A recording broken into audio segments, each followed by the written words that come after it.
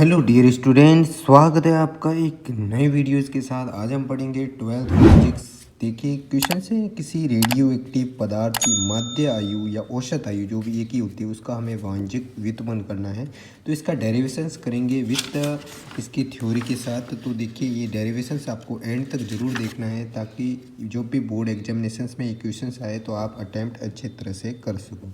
तो देखिए किसी रेडियो एक्टिव पदार्थ में नाभिकों की आयु परास शून्य से अनंत होती है। देखो रेडियो एक्टिव पदार्थ होती है ना, उसमें नाभिकों की जो आयु होती है, जो एज होती है, वो परास आयु की परास क्या होती है, शून्य से लेकर अनंत तक होती है। किसी रेडियो एक्टिव पदार्थ की माध्य आयु उसके सभी परमाणुओं के आयु का योग तथा परमाणुओं की कुल संख्या के अनुपात के बराबर होती है। अब देखिए रेडियो एक्टिव पदार्थ की जो एवरेज एज होती है वो क्या होती है कि उसके सभी परमाणु, यानी कि रेडियो एक्टिव पदार्थ में परमाणु कितने हैं उनकी एज का हम क्या करेंगे, ऐड करेंगे। यानी कि देखिए टॉ इक्वल टू क्या हो जाएगा, सभी परमाणु की आयु का योग तथा परमाणु की कुल संख्या यानी परमाणु की संख्या का अनुपात होगा, एवरेज होगा। तो देखिए सबसे पहले माना, ये तो आपको थ्योरी लिखनी है। अगर क्वेश्चन आ जाए कि माध्य आयु किसे कहते हैं तो आपको ये लिखनी है ना।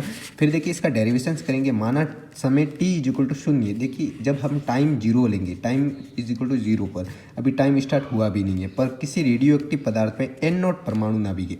देखिए अभी तक टाइम है भी नहीं, t इक्वल टू शून्य है। उस स्थिति में रेडियो एक्टिव जो पदार्थ है उसमें परमाणु n नॉट परमाणु नाभिक है ना, इसमें परमाणु की संख्या कितनी है, हमने मानी है n नॉट है ना, तथा टी समय पश्चात, यानी कि कोई भी जब टी से हम जीरो से थोड़ा भी समय आगे जाएंगे यानी टी समय पश्चात नाभिकों की संख्या क्या रह जाती है, एन रह जाती है। तो ये देखिए माना टी बराबर जीरो पर तो एन नॉट परमाणु है और टी समय पश्चात पर नाभिकों की संख्या कितनी हो जाती है, एन हो जाती है। इसमें परमाणु नाभिक कितने हैं, एन नॉट है ना। टी बराबर जीरो पर एन और टी बराबर एन हो जाते हैं ना।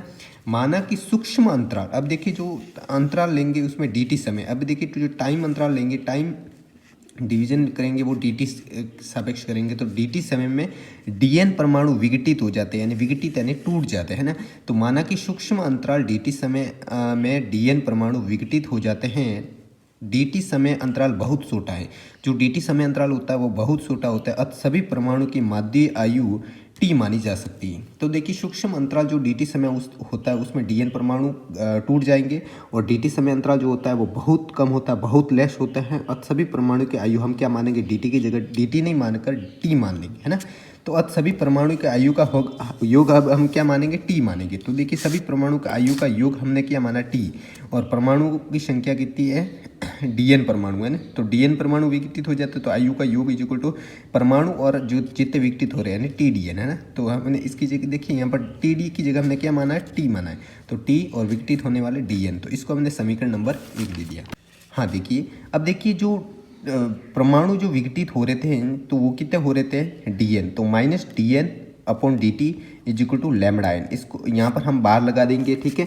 तो देखिए डीएन परमाणु डीटी समय में विघटित हो रहे, तो देखिए समय में कितने हैं, डीटी विघटित होने वाले परमाणु की संख्या कितनी है, डीएन।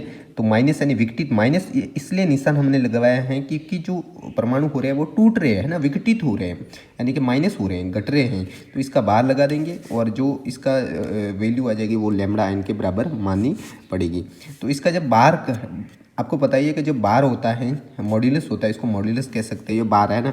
तो जो भी उसमें माइनस की वैल्यू किस में हो जाती है, प्लस में हो जाती है। तो ये D N minus D N था, ये प्लस डी एन यानी D N upon D T हो जाएगा लैम्बडा एन। यहाँ से डी एन देखिए डी एन, अब ये डी टी है वज्र गुणन हो जाएगा तो D N is equal to क्या हो जाएगा, देखिए डी एन ये डी टी यहाँ से मल्टीप्लाई हो जाएगा तो D N is equal to lambda N D T. तो D N is equal to lambda. अब देखिए हमें पता है एन की जो वैल्यू होती है क्या होती है, एन की वैल्यू यानी कि N is equal to N not E to the power minus lambda T. हमें पता है आर की वैल्यू क्या होती है, R is equal to R nought E to the power minus lambda T. ये आपको पता ही है। एन की वैल्यू क्या होती है ये नहीं है पता है, बायो का स्टूडेंट हो तो याद करो, रट लो, कुछ भी कर लो। एन इज इक्वल टू होता है N not E to the power minus lambda T है ना। आर ये आपको 12th फिजिक्स में मैंने आगे भी डेरिवेशंस करवाए, उसमें आपको ये इसका डेरिवेशंस करवाए हुए तो देख सकते हो। तो D N is equal to lambda, N की जगह हमें क्या लिखना है, N not E to the power minus lambda T. तो देखिए ये लैम्बडा एन की जगह मैंने लिखा N not E to the power minus lambda T और ये डी टी है, ये बार लिख लेंगे। इसको हमने समीकरण नंबर 2 दे दिया।